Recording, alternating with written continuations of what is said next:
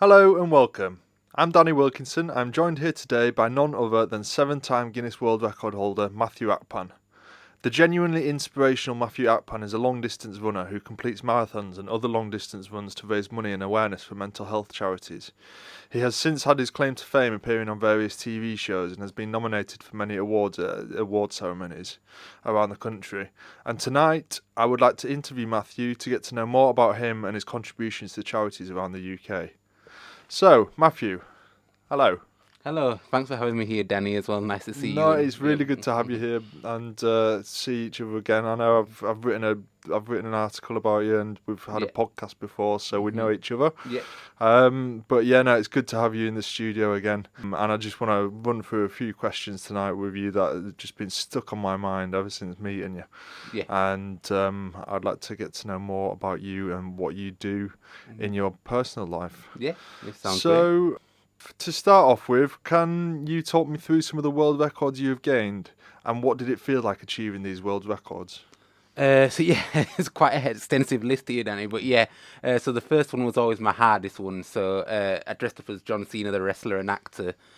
People are not certain of him, but I had jean shorts, normal trainers that you'd do casually, a green cap and a t-shirt, and then some pads and knee pads, and that was how it happened, really. So that was my first world record. That was in 2021 at the York Marathon, and then that was for my dad who died of kidney failure because we had a love of wrestling together. So as a tribute to him, I decided to do one. That was John one of the Cena. questions that was on my mind. Was what is the obsession with wrestling, or what is the passion you have for wrestling? Yeah. But you sort of answered that there. Yeah. That's the world record that I did the blog on. I remember. The article. Yeah. And what was it that you? What were the requirements for you to be dressed as a WWE wrestler? Yeah. Because it could be anything, couldn't it? Yeah, in particular, the one requirement that is you can't get away from at all is that you have to wear normal trainers. So not a lot of people need to do that. Like usually if you get like 30 world records, let's say at London, which we'll get onto later as well, my London Marathon, but you'd usually get like 28 of those are able to wear running specific trainers, which obviously is going to be a big help to anyone. But for my one, they said it's either you wear normal trainers or you don't get it at all, which was very harsh. I felt no, it sounds harsh. But that's how it came about. And then through then, that was a requirement, and the costume is whatever I wanted it to be. But because it was John Cena, I had to wear his wrestling costume. So that's kind of how it came about. Okay, yeah, that's understandable. Yeah. And then obviously since I last saw you, I did the half marathon as well. Yep. And then I've got the wrestling theme tune. So how many theme tunes I can get in 1 minute of WWE wrestlers, which unfortunately has been broken twice now. I got it back, but it's been broken again, so I don't currently hold it. Oh, really? And then you'll have to get that back. Yeah, I mean, it is quite an extensive one now because I think it's like 35. Really? So it works out to one every 2 seconds almost. Oh, yeah. No way. Yeah, but obviously I forget then you were part of that one, so you know like what the target was.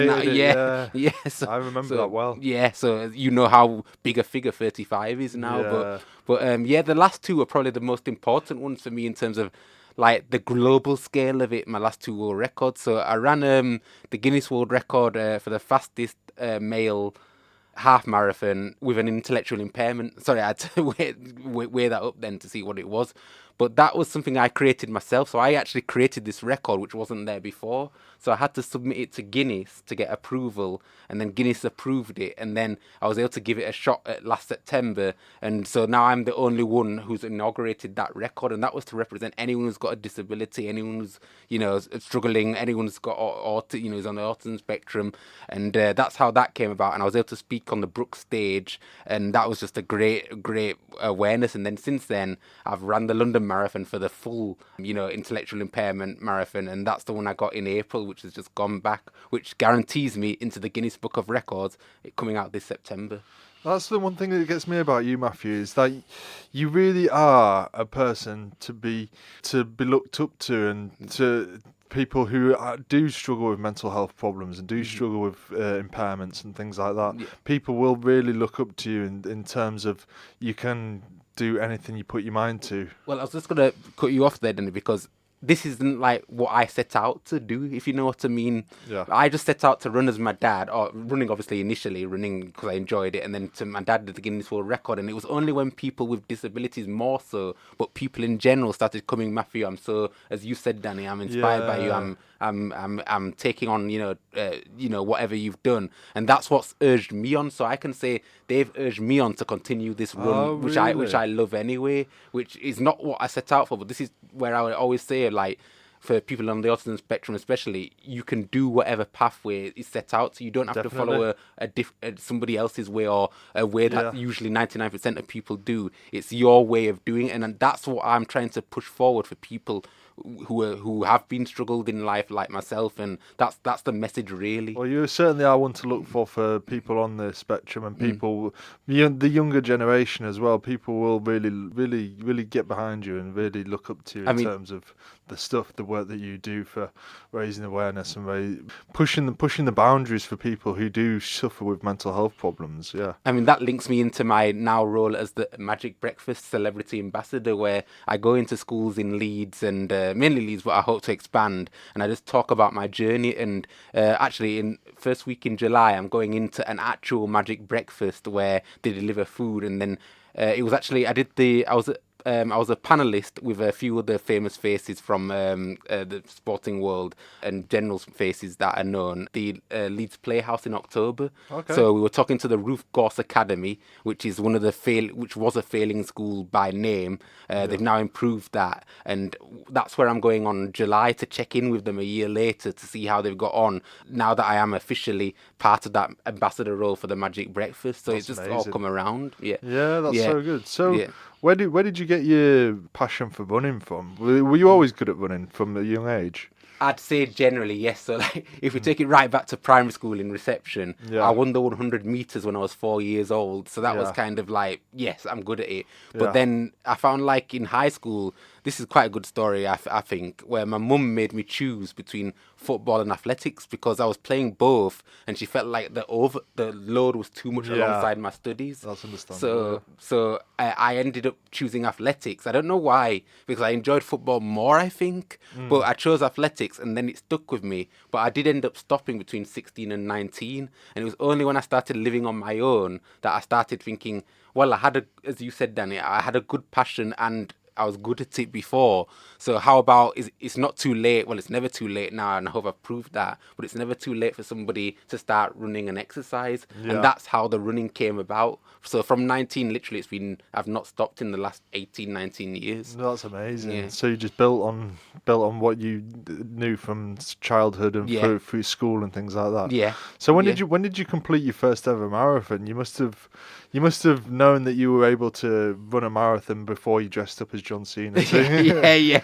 For anyone who's going for a Guinness World Record, I recommend make sure you actually run one cleanly. Yeah. If that's the best word to use, then do it as in a costume. But good question. And so it was in 2013, the Manchester Marathon. It was probably the second or third edition of it, and I ended up running my PB, which was 2 hours 40 minutes, and I ended up finishing 19th out of like 15,000 people. So That's amazing. I knew I'd done well then, and I knew what time I was getting. So that was my first marathon. And then fast forward to this one at the London one, which we just highlighted, which was my 7th marathon. Okay. Mm-hmm. Oh, that's cool. Yeah. So you do marathons for fun, it sounds like. If you can class a marathon as fun. Let's say I sign up for it thinking that it's going to be not a great idea, but I'm going to enjoy it more. But then it is about the challenge of it. Is it as tough? Is it tough every time? Yeah. It is. Yeah, it never gets easy. I presume it never gets easier because I'm getting older. Yeah. And although I'm not old at all, I'm 37, but it's just the mental toll of it that at least you know what to expect, but at the same time it's just a struggle to get through it, and I think it always will be. But marathons are not for everyone, and to be honest, it's the hardest thing. I always say, and maybe this is controversial, but it's the hardest thing that a male can do, I think. That leads me on to this question here that I've just picked out. What motivates you to carry on running when you hit the wall? How do you still carry on running when you reach your limit? Have you got any advice for younger people? Yeah. So this is this is not just marathon, this is any distance. We need to sort of like think of the goal while we're doing it. Now, if you're just like saying like your friends go, oh, let's go to the park and let's run, then who are you running for?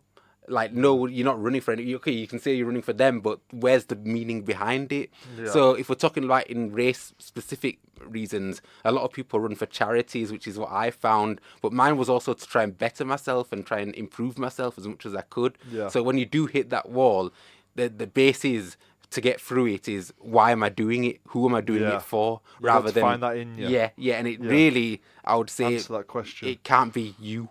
Yeah. If it's you and it's just you're doing it for as such in terms of like outside of maybe getting a personal best or trying to improve yourself, then it has to be for other people. And I would say if you wanted a percentage about that, Danny, I'd say 75% for other people and maybe 25% for yourself. Oh, okay. Yeah. So you got to answer those questions in yourself. Yeah. And you run through that in your mind, I guess, as well. Yeah, that whole base is passed. Yeah, that's a perfect example you said there, Danny. You have to run the questions yourself. That's the only way through it. Yeah. Yeah. And just keep running. Yeah. Don't stop. Yeah, if you can. But if you can't, if you do have to stop, again, remember why you're there. Because actually, I did end up stopping at mile 24 for the first time ever at the London Marathon. But I remembered what the target was, and I knew what time I had to get, and I was able to pick it up again. And I did end up finishing running through the line on the last mile. So even people, if you want to say my level, can have wobbles, but it's about getting through that finish line and knowing why you're there. So, does it still count if you have to stop? Oh yeah.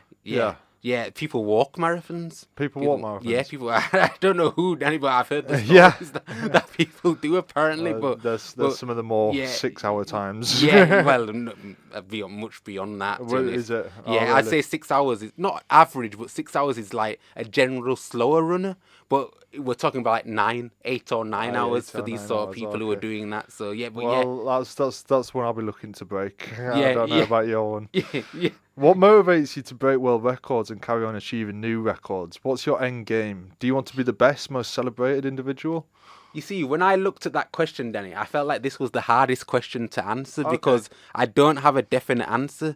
I'm just rolling off whatever happens and looking for different records, looking for different environments and achievements. But I suppose it's my job as a SEND teacher now, as a special needs education assistant, where I can talk to those people there, but also with my role as a Magic Breakfast ambassador, where it's like I can sort of like inspire the young generation to keep going. So I think there isn't an end goal, and I think the end goal is just to keep improving other people, but that won't end me, if you know what I mean, until I obviously die at some stage. But it won't end me in terms of attacking things. And even if I get to a stage where physically I can't do it, well, there's plenty of world records that are, what's the other word, practical rather than physical. So that's the goal, really. I won't be the best because, to answer your question as well, the guy who's got the most, I think, has broken 200 odd world records. Really? So yeah, that's probably not a possibility for me as such in terms of unless I don't work at all. But it's just improving lives, and especially the younger generation. It humbles me that your answer there was to help other people. It wasn't just because you have a passion for breaking world records. It's because you like to do it because it triggers something in other people, and it's something for others to look towards. Yeah. So that's quite a humbling sort of thing. I do want to add quickly, Danny. So when I did my dissertation at university, I did ask people why people specifically at the age of 40 start doing exercise, and in particular get running. And some of it was, mental health, some of it was physical health. But I always wondered what would my goal be if I'm starting to go backwards with my running. And I didn't know what my channel would be, but now I've answered my own question where that's the right answer. And I've answered my dissertation question 15 years in the making afterwards. Don't know if you'll still get the marks for that. Yeah. So can you tell me more about the award ceremonies you've been to? Yeah. What have you won, and what's your proudest achievement to date? So for the last 4 years, I've been nominated for the Yorkshire Choice Awards, Rob Burrow Outstanding Courage Award, and most inspirational person. That's at Ellen Road. So that was on That's in June, and that was just 2 weeks ago. So that was a great. I didn't win there, but I was in a category of the final 10 in each category, so it was great. And then you had people like Lindsay Burrow, Rob Burrow's wife, the ex-rugby player. I got a shout out from Sir Kevin Sinfield at one of his talks as well. Oh, wow. As we say, Sir, who's just had it in the last week as well. Yeah. And then the amazing people I've done. And then I had one at the Influencer Awards, which was in Newcastle at the beginning of May, where I was in a category of 5 people for inspirational person. Again, I didn't win, but how can I say this best? I finally won one. So this Thursday coming, I'll be going to Bristol, where Dimensions Leaders Awards. I've won the Sport, Arts and Entertainment Award. Okay. So I'll be on there, and I'll be getting my presentation there, and I'll be having to speak in front of an audience of about 200 to 300 people, and then I'll be speaking about what I've done and what I haven't done, and then after that. And then after that, I'll be getting an award to my local MP, or they'll be contacting my local MP, and then he'll be giving me, a shout out. And actually, as we're in Chapel FM, it's Richard Bergen, so I know he's been a guest here. I've met him now, and he's going to give me a reference for potentially, greater recognition. That's good. So you've won one so far. Is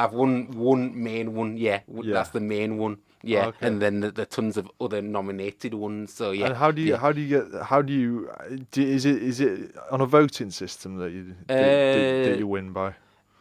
So the ones that I'd nominated for, they're on nominated voting systems by the public and I think like external people. Yeah. But this one that I've actually won, I think was just on a judging panel. And considering they don't actually know me, is quite a big honour, I think, because they don't actually know they know what I've done, but haven't met me, and it's not influenced by anyone else. So that's probably the greatest achievement, really. Yeah. Well done there, mate. Yeah, thank you. Yeah. Finally got it. Yeah. Yeah, well, it's not unlike you to have a bit of passion for ingenuity and trying to keep on going when it doesn't look like there's any hope there. But yeah, no, good for you. Yeah, so Matthew, do you want to move on to the next question? We can do. Yeah. Can you tell me more about the work you do contributing to charity? Which charities and why those ones? So I've done like 7 marathons. I've done 7 charities as well. So the charities that I've raised money for so far: motor neuron disease, victim support, Bethany Smile. There's Magic Breakfast, obviously. I'm part of the celebrity ambassador role.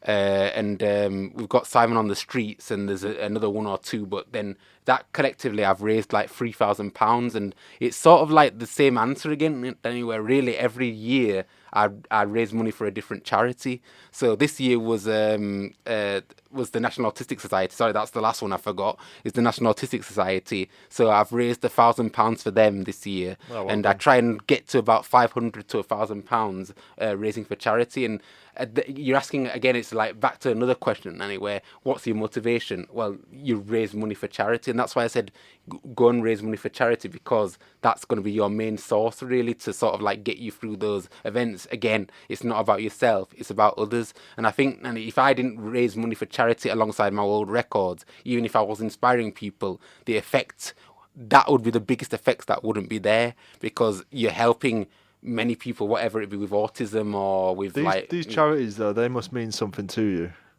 I can say that's a good question.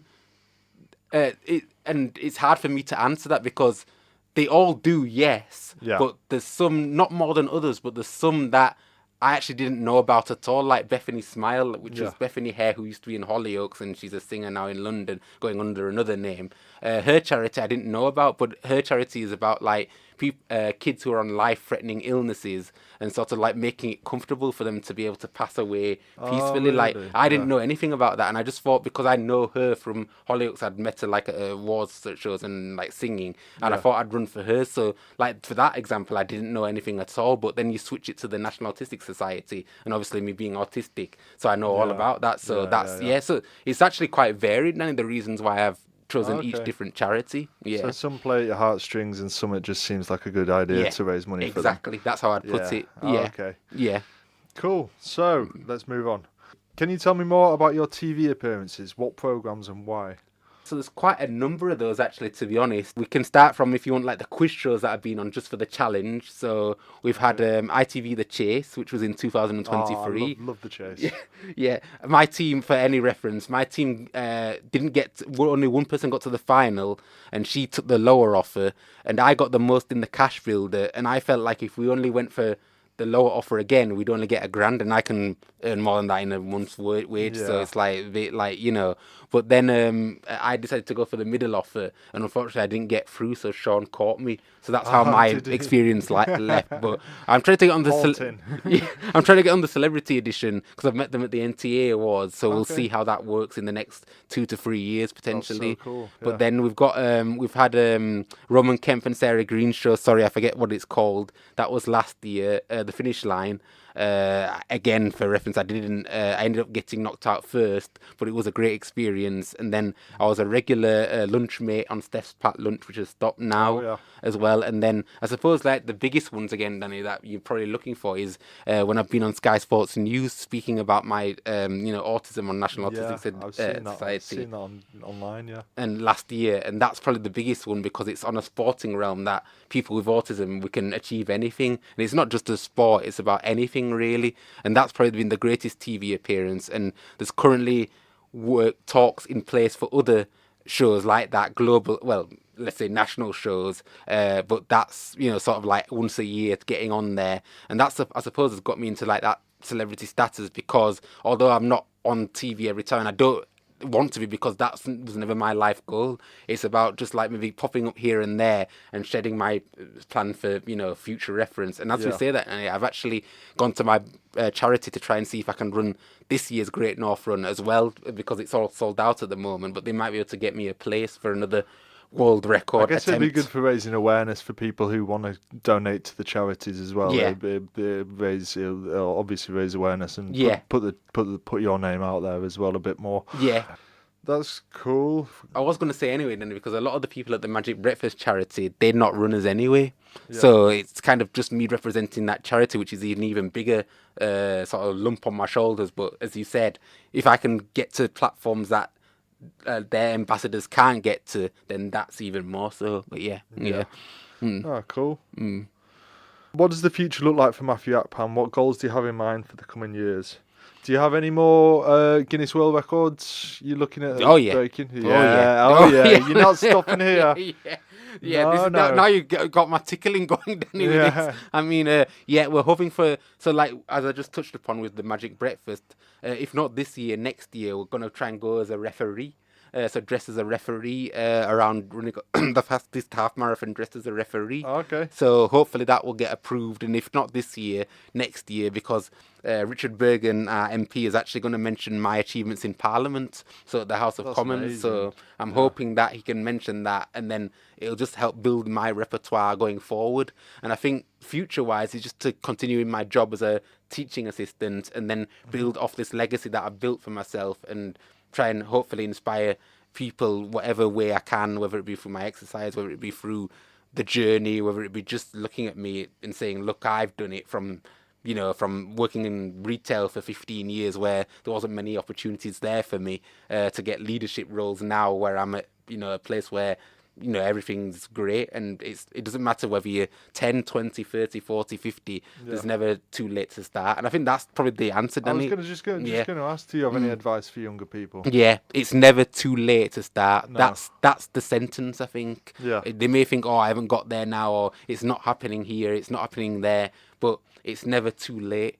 Yeah. And never give up, as John Cena was. That's probably the Never two give up, slogans. Yeah, I like that slogan. Yeah. So you're shedding the WWE colours and you're moving on to a referee. Yeah, I think you answered it there. Yeah, it's moving on because not just because it could become repetitive, and there's nothing wrong with that, but it's because it needs to be something different so that we can show that with autism we can move on to different things. We're not just set in our ways. So there are different things we can attack basically, and that's what I've shown with the two disability ones and the ones going forward with the referee and etc. etc. So that's what your next few years looks like to you then. Yeah. Will there be any more TV appearances? Can we say potentially? Potentially, and it's more about not going on maybe game shows. It's more about talking about my experiences on some of the biggest platforms that, the morning shows, which I'm sure I won't name them, but I'm sure we know of them. And it'll be speaking about that really, whether it be on like National Autistic Society Day or on another day that is a resemblance of what I've done. So I can probably say possibly then, but we can all guess probably yes. Yeah, probably yes. We'll see you. We'll see you again soon. Yeah. That's amazing. What about charities? What charities are you thinking about raising? I think we're going to have to go with the Magic Breakfast for the next Magic year Breakfast. because that's my ambassador role there. So Can you tell me more about the Magic Breakfast? Yeah.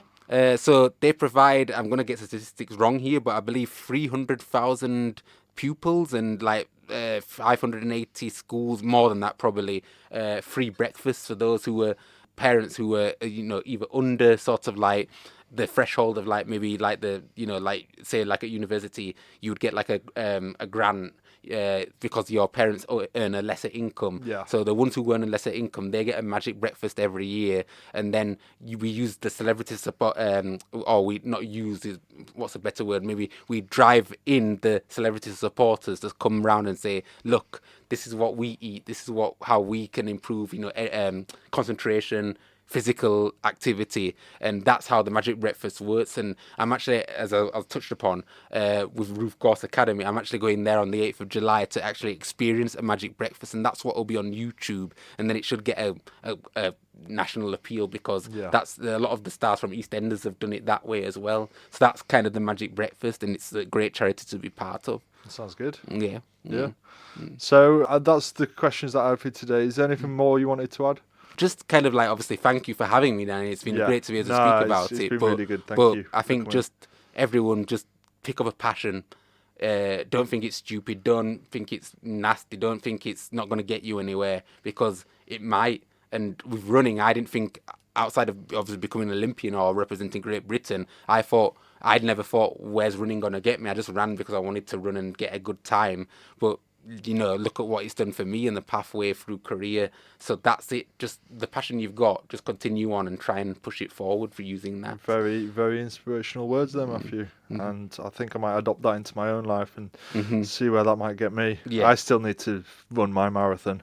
Oh yes, of course. I remember speaking about this last time. We need to do a bit of training, me and you. Yeah, definitely. Yeah, definitely, because the marathon is no easy, as we were saying, no easy feat. I've done my half marathon. I need to do the full one. Yeah. And I've training's getting hard. Yeah. Training's getting really hard. Yeah. I think once you get past the age of sort of 25, sort of, I'm 32 now. Yeah. Your stamina and things like that start to decrease, don't they? Yeah, in terms of like, I would say like probably about 35, like in terms of like the full distance, like the full marathon distance, you can still improve, but over the shorter distances, yes. But I can say like at 23, Danny, my first marathon was a heck of a lot easier than my one just at 37. Yeah.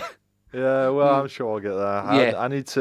I need to learn more about breaking through when I hit the wall, and more about endurance and things like that. Yeah. I mean, I wish I'd have done it a long time ago when I was studying in Cardiff. Yeah. Because I ran a half marathon.